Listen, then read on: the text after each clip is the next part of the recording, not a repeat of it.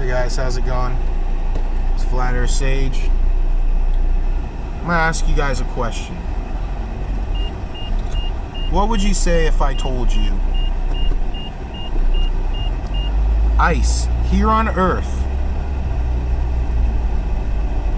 I'm talking about normal water, H2O, ice.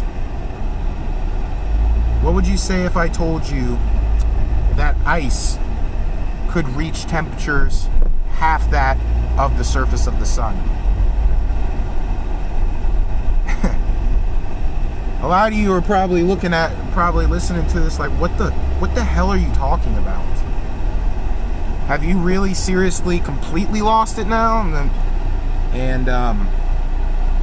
No, I haven't completely. I don't think I've completely lost it.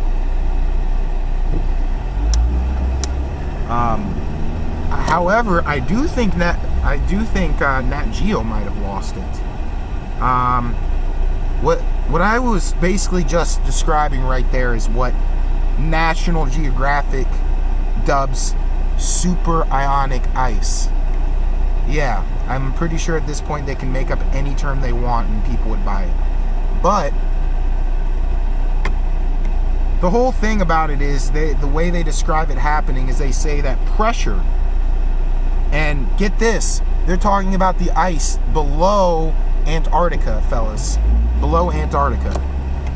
They're saying that pressures get so extreme that it can turn the ice into a liquid and a solid at the same time, which goes against physics of water and goes against the states of water. Water can only be 3. Well, actually 4, but I guess that would be debatable. You have solid, liquid, gas, and plasma. They're saying that this ice is half the temperature of the sun, and that it's caused by extreme pressures pushing onto the ice, turning it hot, I guess, somehow or another. But so let me ask you this. Does that sound a little bit weird? Does that sound a slightly bit odd that they would come out and just one day out of the blue say, "Oh yeah, guys, we found ice. It can be half the temperature of the surface of the sun." And the sad thing is that people are going to believe this. They're going to be like, "Well, they're scientists, so there's no way they could be wrong about this." They're wrong. I'm telling you now, they are wrong. Think about it. Have you ever experienced ice? Have you ever experienced ice above 32 degrees? No, you fucking haven't. And if you say you have, you're fucking lying. That's not how it works. Ice freezes at 32 degrees, depending on the liquid. We're talking about H2O here. As far as H2O goes, yeah, it'll always freeze at 32 degrees. No questions. And the thing about solid liquids and gases are, a solid, the atoms are packed very, very close together, and they exhibit virtually zero movement. When there is a liquid, the atoms are spread out much, much farther and are freely moving around. When you have a gas, they're even farther apart and they're shooting all over the place. All those atoms are shooting all over the place. Now tell me, how can you have atoms stop and be stable, but at the same time be moving around rapidly?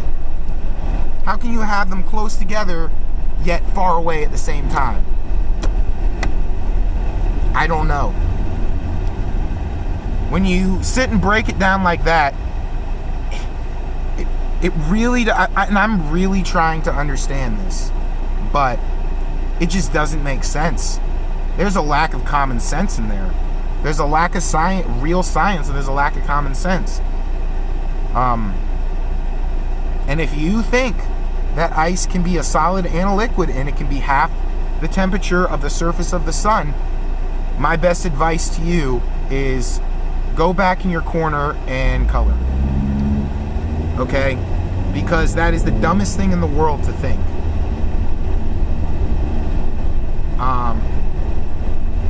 See, they think we're stupid. They think they can literally say anything they want, whether it's true or not, and that we'll believe them. Anyways, guys, you guys want to read more about it, I'm sure you can just go search up the article. It just got released today. I think either today or yesterday. So go look it up. All you have to do is type in National Geographic Super Ionic Ice. And that, that should help you. Also, one more thing. How are they determining what the fuck is all the way down below? You say equipment and machines. I say nay. Why? Because of one simple fact. They don't show an exact image of what's below. They'll either show it as graphs or as lines.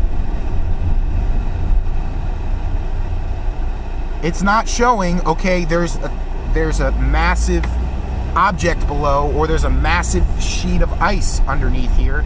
It doesn't tell you that. They make that up themselves.